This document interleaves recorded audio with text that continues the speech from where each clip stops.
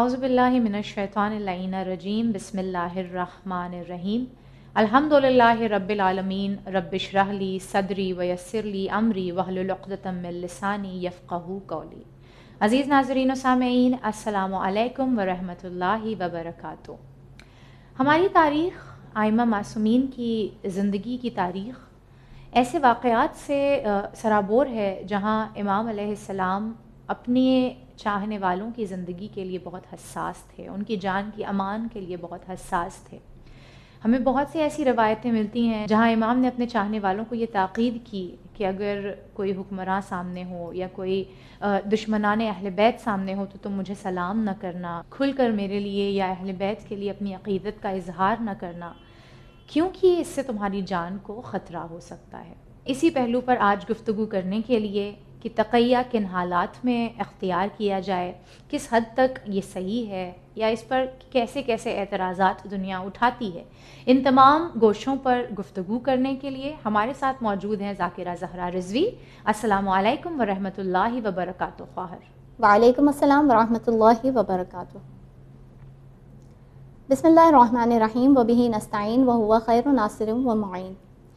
تقیہ کا اگر لغتی اعتبار سے ہم معنی دیکھنے جائیں تو اس کا مطلب ہوتا ہے احتیاط کرنا، اور ادروائز اس کے میننگ یہ ہوتے ہیں کہ انسان جو ہے اپنے عقیدے کو چھپائے جبکہ اسے کسی چیز کا خدشہ ہو، کوئی خوف ہو، کوئی انڈر ڈیوریس ہو، کہیں سے پریشر آ رہا ہو تو ایسے میں اپنی بلیف کو چھپائے۔ اچھا، 4 حالات ایسے بنتے ہیں جہاں پر ہم ڈسکس کرنا چاہیں گے کہ جہاں کفر اور ایمان ساتھ میں آ جاتے ہیں۔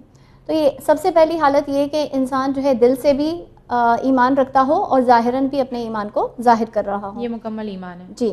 دوسرا یہ کہ جب وہ دل سے اسلام کے خلاف ہو اور ظاہراً بھی اسلام کے خلاف ہو، یہ مکمل کفر ہے۔ جی۔ تیسرا یہ کہ دل سے اسلام کے اگینسٹ ہو لیکن ظاہراً وہ بتائے کہ میں مسلمان ہوں، منافق، یہ منافق ہے، نفاق ہے۔ اور چوتھا یہ جہاں پر دل سے اسلام کو قبول کیا ہو لیکن ظاہراً یہ بتائے کہ وہ مسلمان نہیں ہے، ایمان نہیں لایا ہے، اس کو تقیہ کہتے ہیں۔ اور اچھا، اسی تقیہ کے سلسلے میں جو ہے بہت ساری اقسام ملتی ہیں اس کی شریعت کے حساب سے، حکم کے حساب سے، لیکن اس کی براڈلی اگر کلاسیفائی کیا جائے تو اس کی 4 کیٹیگریز ہیں۔ اس کو اگر آپ واضح کرنا چاہیں چاروں کو۔ جی، تو جو یہ سب سے پہلے تقیہ جو کہ واجب ہے، جی، اور واجب تقیہ یہ ہے جہاں پر انسان کو خوف ہو اپنی جان کا یا پھر دوسرے کی جان کا، اور یہ جو ہے شیخ مفید علیہ الرحمہ نے ان براڈ کلاسیفیکیشنز کو بتایا ہے۔ پھر تھرڈ ہے وہ تقیہ جو کہ مباح ہوتا ہے۔ مباح تقیہ مال کے سلسلے میں ہوتا ہے۔ اچھا، یعنی یعنی کہ اگر آپ کے مال کو خطرہ ہے، آپ کی دولت کو خطرہ ہے تو ایسے میں تقیہ کا اختیار کرنا مباح ہو جاتا ہے، نہ وہ نہ اس کے لیے کوئی ثواب ہے نہ اس کے لیے کوئی عذاب ہے، تو مباح یعنی پرمیسیبل۔ اوکے، جی، تو یہ پرمیسیبل ہے۔ اور لاسٹ ہے وہ جو کہ تقیہ حرام ہے۔ یہ تقیہ کب حرام ہے؟ اگر کسی کا خون بہایا جا رہا ہے سامنے تو ایسے میں آپ خاموشی اختیار کر لیں اور تقیہ اختیار کر لیں جبکہ اس کو بے گناہ کو قتل کیا جا رہا ہے، تو آپ کے لیے سچ بتانا ضروری ہے وہاں پر۔ یہاں پر تقیہ نہیں چلے گا، یہ حرام ہو جاتا ہے۔ یا پھر جیسے خانہ کعبہ کی حرمت پر آنچ آ رہی ہے تو پھر ایسے میں یہ تقیہ حرام ہو جاتا ہے۔ تو یہ براڈ کلاسیفیکیشن ہے۔ ہم دیکھتے ہیں کہ جب ہم بات تقیہ کی کرتے ہیں تو بعض لوگ یہ کہتے ہیں کہ ہمارا عقیدہ تو جھوٹ پہ ہے، جھوٹ بولنے پہ ہے، تو وہ اس کو جھوٹ بولنے کے ساتھ کمپیئر کرنے لگتے ہیں کہ گویا سچائی کو چھپانا جھوٹ بولنے کے مانند ہے۔ تو میں یہ چاہتی ہوں کہ آپ یہ بتائیں کہ ہمارے اس عقیدے کی بنا کہاں سے آتی ہے، اس کی بنیاد کہاں سے آتی ہے، وہ کون سی قرآنی آیتیں ہیں یا پھر وہ کون سی روایتیں ہیں یا پھر وہ کون سی احادیث معصومین ہیں جن کو اپنی بیس بنا کر، جس کی بنا پر ہم تقیہ کو ثابت کر سکتے ہیں کہ یہ ایک عقیدہ ہے اور برحق ہے۔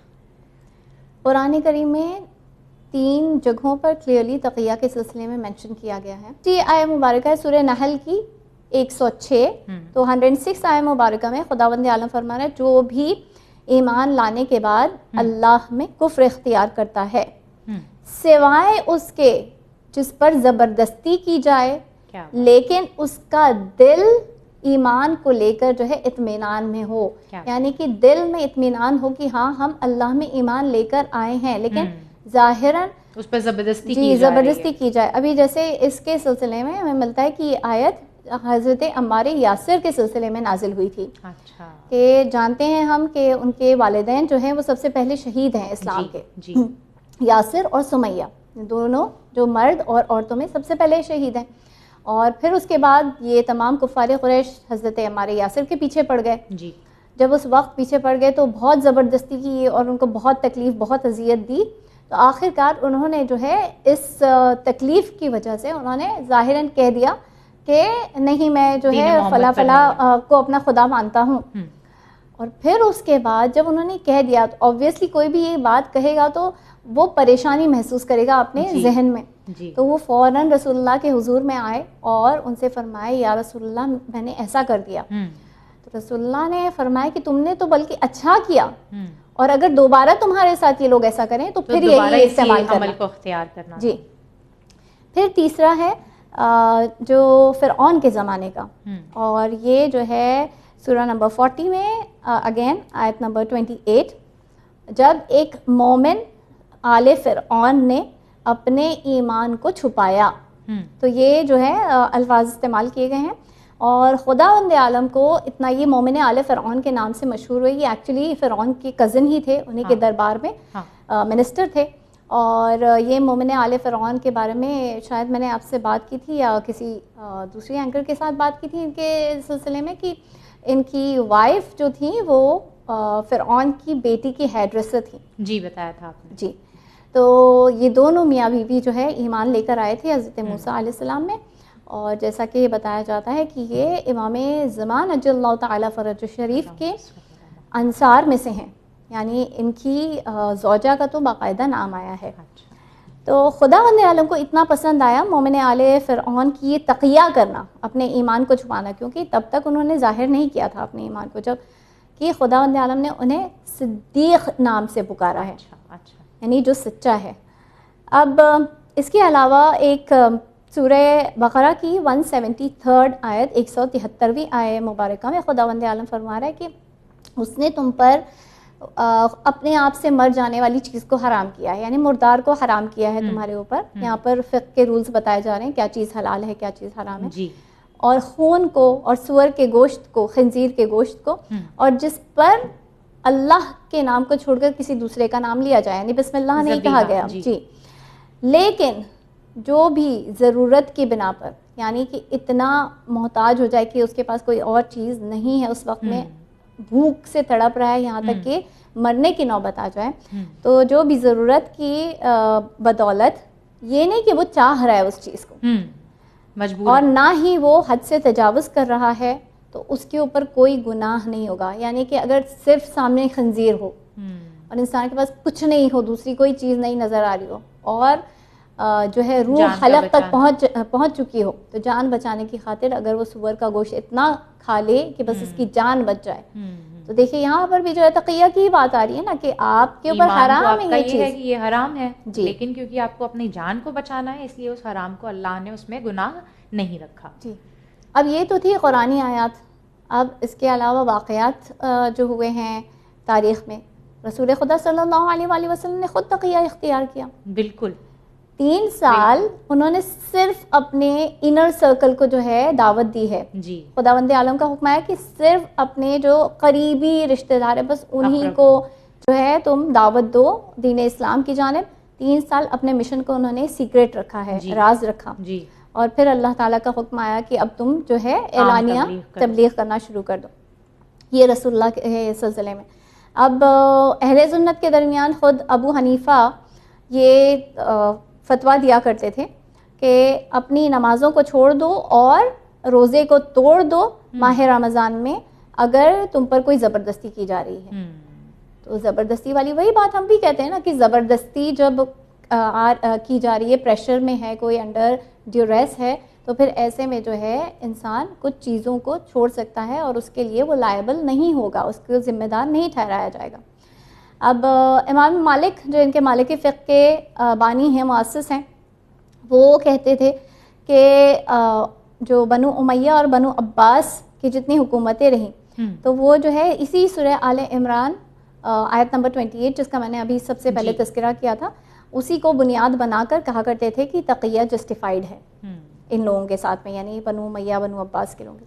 پھر ان کے تیسرے مؤسس شافعی مذہب کے امام شافعی, وہ بھی کہتے تھے کہ اگر کسی نے جو ہے اللہ کا نام لے کر کوئی غلط گواہی دی ہے, کوئی غلط قسم کھائی ہے, اور جب کہ اسے مجبور کیا گیا اور اس نے کچھ غلط قسم کھا لی, تو پھر یہ تقیہ جائز ہے اور اس کے اوپر کفارہ نہیں بنے گا, ورنہ ہم جانتے ہیں کہ یہ غلط قسم کھانے کا کفارہ ہوتا ہے. پھر اس کے بعد ان کے ایک اور عالم ہیں امام غزالی, اور یہ کہتے ہیں کہ ایک مسلمان کا خون ہر حال میں اسے پروٹیکٹ کرنا, بچانا واجب جی واجب ہے, بس جھوٹ بولنا ضروری ہو جاتا ہے, واجب ہو جاتا ہے ایسے کیس میں اگر اس کی وجہ سے کسی مسلمان کے خون بہانے جان بچ جائے گی. تو یہ تمام چیزیں جو ہیں ہمیں واقعات ملتے ہیں, اور ان کے اپنے ہی 3 مؤسس کے ہم نے یہاں پر اگزامپلس دیے کہ یہ تقیہ کو صحیح سمجھتے ہیں.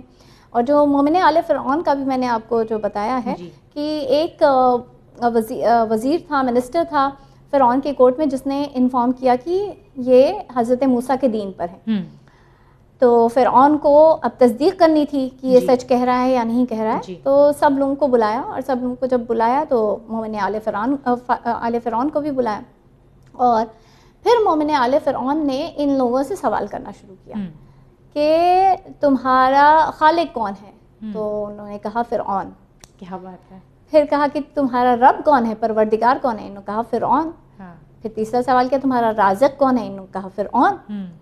تو پھر اب اس مومن آل فرعون نے فرعون کو مخاطب کرتے ہوئے فرمایا کہ میں آپ کے سامنے اقرار کرتا ہوں کہ میرا خالق, میرا رب اور میرا رازق وہی ہے جو ان کا خالق, ان کا رب اور ان کا رازق ہے. کیا بات ہے, کیا کہنا. تو یہاں پر جو ہے فرعون سمجھ نہیں پایا کہ وہ ایکچولی کیا کہنا چاہ رہے تھے.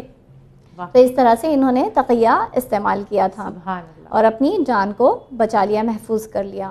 تو یہ تمام واقعات آئی تھنک ثابت کر رہے ہیں, آیات ثابت کر رہے ہیں, بالکل برحق ہیں. اور جیسا ابھی آپ نے بتایا کہ مومن آل فرعون کو قرآن میں اللہ نے صدیق کہہ کر پکارا ہے, تو یہ کہنا کہ تقیہ اختیار کرنے والے جھوٹ کو اپنا دین بنا لیتے ہیں, یہ اللہ کے کلام کے خلاف آپ بات کر رہے ہیں. تو خیر, اب جیسا کہ ابھی آپ نے بتا دیا کہ تقیہ 4 قسم کا ہے اور ان حالات میں کیا جاتا ہے, اگر اس کو آپ تھوڑا اور واضح کر کے بیان کرنا چاہیں کہ بالخصوص کن حالات میں تقیہ جائز ہے, تو کیسے آپ اس کی تشریح کریں گی؟ دیکھیے تقیہ سب سے پہلے تو اگر آپ کو ایمان کو ریجیکٹ کرنا پڑے تاکہ وہ اس سے آپ کی جان بچ جائے, آپ کی جان کو اگر نقصان ہو, خطرہ ہو, تو اس سے آپ کی جان بچ جائے. سب سے پہلے تو اگر انڈیویجولی ہماری جان کو خطرہ ہو تو پھر آپ ایسے میں جو ہے کچھ ایسے الفاظ کا استعمال کر ظاہراً بتا دیں کہ آپ جو ہے اس دین کے, یا جیسے اہل بیت علیہ السلام کے اتنے آپ نے بھی سٹارٹنگ میں بتایا کہ ان کو ہر وقت جو ہے ان کے اوپر نگرانی رکھی جاتی تھی. تو اس وجہ سے اگر کسی نے جو ہے یہ کہا کہ نہیں ہم تو فلاں امام کو نہیں جانتے, ہم نہیں ہیں, لیکن دل میں ہے, تو یہ چیز قابل قبول ہے, بلکہ واجب بن جاتی ہے کیونکہ جان کی بات آ رہی.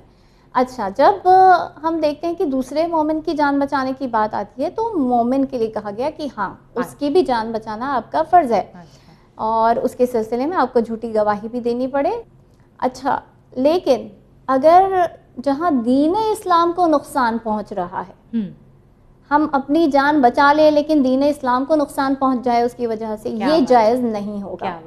کہ ہر وقت اسلام مقدم ہے, دین مقدم ہے, اپنی جان سے زیادہ عزیز آپ کو اس دین کو سمجھنا ہے. جی, تو وہاں پر آپ کو یہ دھیان رکھنا ہے کہ دین اسلام کو کوئی نقصان نہ پہنچ رہا ہو ہماری وجہ سے. اب دوسری چیز یہ ہے کہ اگر آپ کی جان کو بھی خطرہ ہے اور مومن کی بھی جان کو خطرہ ہے, دوسرے کسی مومن کی یا اور مومنین کی جان کو خطرہ ہے, تو ایسے میں آپ اپنی جان گوا دیں لیکن دوسروں کی جان بچا لیں, انہیں ان کی حفاظت کر لیں. تو یہ بھی جو ہے یعنی اپنے سلسلے میں اس وقت آپ تقیہ نہیں کر سکتے لیکن دوسروں کے سلسلے میں کر لیں. پھر اسی طریقے سے اگر ایک شخص کی وجہ سے, دیکھیے تقیہ اس حال میں جائز نہیں ہوگا جہاں آپ کے سامنے کوئی بیٹھا ہوا ہے لیکن وہ اتنا ناسمجھ ہے کہ آپ کی بات کو سمجھ نہیں سکے گا، تو اس وقت اگر آپ نے ایسا کوئی کام کیا جسے وہ بعد میں ایمولیٹ کرنے لگے کہ انہوں نے ایسا کیا تھا تو اب میرے لیے بھی جائز ہو گئی یہ چیز، یعنی یہ نہیں سمجھ سکے کہ یہ کیوں کر رہے ہیں تقیہ. جیسے کچھ چیزیں اماموں سے ہم تک پہنچی ہیں جہاں پر اماموں نے جو ہے کچھ جواب دیا. کیوں؟ کیونکہ اس وقت میں جاسوس موجود ہوتے تھے اس گیدرنگ میں، اس مجلس میں، وہ کچھ جواب دیتے تھے. اب کچھ اصحاب سمجھ ہی نہیں پاتے تھے کہ امام ایسا کیوں جواب دے رہے ہیں، لہٰذا انہوں نے جو ہے خود غلط چیزیں پھیلانا شروع کر دی. لیکن جو ان کے خواص ہوتے تھے تو وہ سمجھ جاتے تھے، یا پھر ان کے جانے کے بعد جو ہے سوال کر لیا کرتے تھے کہ ابن رسول اللہ آپ نے اس طرح سے کہا، تب امام اس کو کلیریفائی کرتے تھے، اس کی وضاحت کرتے تھے. تو یعنی یہ بیسک چیز ہے کہ ایک تو دین اسلام کو کوئی خطرہ نہیں ہونا چاہیے. اگر دین اسلام کو خطرہ ہے، اگر آپ کی تقیہ کرنے سے دین اسلام کی عزت بڑھتی ہے یا وہ خطرے سے باہر آ جاتا ہے تو ایسے میں تقیہ کریے. لیکن اگر ہمارے تقیہ کرنے سے یعنی اپنی جان بچانے کی خاطر اگر دین اسلام کو نقصان پہنچ رہا ہے تو ایسے میں الاؤڈ نہیں ہے. تو خواہر ایک بہت اہم سوال جو میں تقیہ سے ریلیٹڈ آپ سے کرنا چاہ رہی ہوں کہ جب جان کے بچانے کے لیے تقیہ اختیار کرنا واجب ہے، تو جب امام حسین علیہ السلام کے سامنے یہ شرط رکھی گئی کہ آپ یا تو بیعت کر لیں یا پھر very clearly it was stated کہ آپ کی جان کو خطرہ ہے، ہم آپ کا سر قلم کر دیں گے. ایسا نہیں تھا کہ اس میں کوئی شک و شبہ تھا کہ اگر امام نے نہیں کی بیعت تو شاید نرم دلی کے ساتھ آپ سے کام لے لیا جائے. یہ چیز ایک دم واضح تھی، ایک دم کلیئرلی مینشنڈ تھی کہ آپ کا سر قلم کر دیا جائے گا. تو امام علیہ السلام نے تقیہ کیوں اختیار نہیں کیا؟ دیکھیے میں ایک انسیڈنٹ بتانا چاہوں گی آپ کو اس کے پہلے. رسول اللہ صلی اللہ علیہ وآلہ وسلم کی حیات طیبہ میں سے آپ دیکھیں کہ کہیں پر رسول اللہ نے صلح کیا ہے اور کہیں پر جہاد کیا ہے. بالکل رسول اللہ بہتر جانتے تھے، اور جیسا ہم جانتے ہیں اللہ کے حکم کے مطابق وہ ہر عمل کیا کرتے تھے. تو جب دین اسلام کی حفاظت اس میں تھی کہ جہاد کیا جائے تو انہوں نے جہاد کیا. دین اسلام کے لیے بہتر یہ تھا کہ صلح کر لی جائے تو انہوں نے صلح کی. جی اب وہ انسیڈنٹ جس کے بارے میں آپ کو بتایا، اب ہم آتے ہیں جو آپ نے کویسچن کیا ہے. امام حسین علیہ الصلوۃ والسلام کو اگر معلوم تھا تو ان کے اوپر بھی تقیہ کرنا واجب تھا کہ اگر ان کی جان کو خطرہ تھا. دیکھیے میں نے آپ سے پہلے بھی کہا جہاں اسلام کو بچانے کی بات آتی ہے، اس کی حرمت کی بات آتی ہے، اس کی عزت کی بات آتی ہے، تو اپنی جان نہیں دیکھی جاتی ہے وہاں پر. اگر امام حسین نے یزید کے ہاتھوں پر بیعت کر لی ہوتی تو اس کا مطلب یہ ہوتا چہرہ پوری طرح سے بگڑ گیا. جی دین اسلام پوری طرح سے ختم و برباد ہو جاتا، اور یہ ہوتا کہ یزید کو عزت دی جا رہی ہے، یزید کا احترام، اس کا اکرام بجا لایا جا رہا ہے. تو اس طرح سے جو ہے امام حسین کو شاید دنیاوی فائدے تو حاصل ہو جاتے لیکن دین اسلام برباد ہو جاتا. اور یہ ایک اللہ کا الہی نمائندہ ایسا کام نہیں کرتا ہے جو کہ حکمت سے خالی ہو. امام جانتے ہیں کہ حکمت آمیز وہ کام انجام دیتے ہیں، حکمت آمیز افعال وہ انجام دیتے ہیں. اس کے علاوہ یہ یزید کے حکومت پر سٹیمپ اپروول ہو جاتا کہ ہاں اس کی خلافت، اس کی حکومت برحق ہے، نعوذ باللہ. اور امام نے اس وجہ سے اپنی زندگی کو اسلام کو دوبارہ بچانے اور زندگی دینے کے خاطر، کہ یہ صرف بچانے کی ہی نہیں بات ہو رہی تھی. یہاں پر ہم جانتے ہیں کہ ان 50 سالوں میں رسول اللہ کی رحلت سے کیا تبدیلی آ چکی تھی. ہم اس بات پر بھی پہلے بات کر چکے ہیں کہ کیا امت میں ہو گیا ایسا کہ 50 سالوں میں سارا حلیہ بگڑ گیا. اتنا ڈیمیج ہو چکا تھا دین اسلام کو کہ اس کو صحیح کرنے کے لیے بہت بڑی قربانی کی ضرورت. جی یعنی یزید جیسے شخص کے ہاتھوں بیعت دے دی تو اب ہم سب خود سمجھ سکتے ہیں کہ کس طرح سے اسلام کا چہرہ بگڑ چکا تھا. اس کے علاوہ اگر جو کوفی لوگوں نے جو خط لکھا تھا، کوفیوں نے، امام اگر نہیں جاتے، ان کے خط کا جواب نہیں دیتے تو ان کے پاس ایک عذر بن جاتا کہ یزید نے تو پریشر کیا ہمیں بیعت دینے، ہم نے تو بلایا تھا امام کو اور امام خود ہی نہیں آئے، تو ہم تو یزید کے پریشر میں آ کر جو ہے ہم نے یہ کام کیا ہے اور ہم نے اپنی زندگی جو ہے امام کی خاطر، امام کی وجہ سے جو ہے ہم اپنی زندگیاں دینے کو تیار تھے امام کے لیے، لیکن ہم راہ حق سے امام علیہ السلام کی کوتاہی کی وجہ سے بھٹک گئے. اور اگر میں آخر میں ایک اس کا خلاصہ پیش کرنا چاہوں تو ہمارے دین میں ہی آپ دیکھیے کچھ ایسی چیزیں جیسے فقہ کے لحاظ سے کہ اگر انسان وضو نہیں کر سکتا تو اللہ تعالیٰ نے اس کے بدلے میں تیمم رکھا ہے. بالکل. غسل نہیں کر سکتا تیمم رکھا ہے. یعنی یہ چیز کیا ہے؟ یعنی کہ اگر آپ کو نقصان پہنچ رہا ہے، مینلی تو نقصان کی بات آتی ہے، یا پھر پانی آپ کو مل ہی نہیں رہا ہے ایسے حالات میں. تو جب ہم دیکھتے ہیں کہ جبیرہ غسل، جبیرہ وضو، یہ سب چیزیں بھی نہیں کی جا سکتی ہیں تو تیمم کیا جاتا ہے. اور تیمم تاکہ انسان کی جان بچ جائے، اس کے مرض میں اضافہ نہ ہو، یعنی اور زیادہ نقصان نہ بڑھے اس کا. تو اس کے لیے جو ہے ہم دیکھتے ہیں کہ تیمم جیسی چیز رکھی ہے غسل اور وضو کے بدلے میں. اسی طریقے سے ہم دیکھتے ہیں کہ جب آپ سفر میں ہیں تو 10 دن سے کم کا ابھی قیام آپ کا کہیں ہے تو آپ کو یہ کہہ دیا وہی 4 رکعت نماز جو آپ باقاعدہ آپ کے اوپر واجب ہے، روز آپ 4 رکعت نماز پڑھیں 3 وقت میں، لیکن وہی نمازیں آپ کے اوپر قصر کر دی جاتی ہیں. بالکل. کیونکہ یہ ایک سارٹ آف سٹریس ہے انسان کے لیے، جس کی وجہ سے جو ہے خداوند عالم نے ہمیں وہاں پر کچھ مہلت دے دی ہے. اور وہی 4 رکعت جو کہ ہر حال میں واجب ہے، انسان مرض کی حالت میں تو بھی واجب ہے، لیکن سفر میں جو ہے اسے 2 رکعت کر دی گئی، قصر کر دی گئی. تو دین اسلام نے کچھ ایسی چیزیں رکھی ہیں انسان کے لیے. خداوند عالم بہتر وہ دانا ہے پروردگار، اور وہ کوئی بھی فعل جو کرتا ہے وہ حکمت کے تحت کرتا ہے، کوئی بھی فعل اس کا حکمت سے خالی نہیں ہے. جزاک اللہ خیر، آپ نے بہت بہترین جوابات کے ساتھ ہمارے اس موضوع کی تشریح کی اور اسے ہمارے ذہنوں میں منتقل کیا. عزیزان گرامی، انشاءاللہ ہم دوبارہ حاضر خدمت ہوں گے پھر سے ایک عقیدہ لے کر، جس کے اوپر آپ کے ذہنوں میں اٹھنے والے سوالوں کو انشاءاللہ ہم کوشش کریں گے کہ بہترین طریقے سے اس کے جوابات دیے جا سکیں. تب تک کے لیے میں سید نظر فاطمہ لیتی ہوں آپ تمام سے وداع. دیکھتے رہیے چینل ون. فی امان اللہ.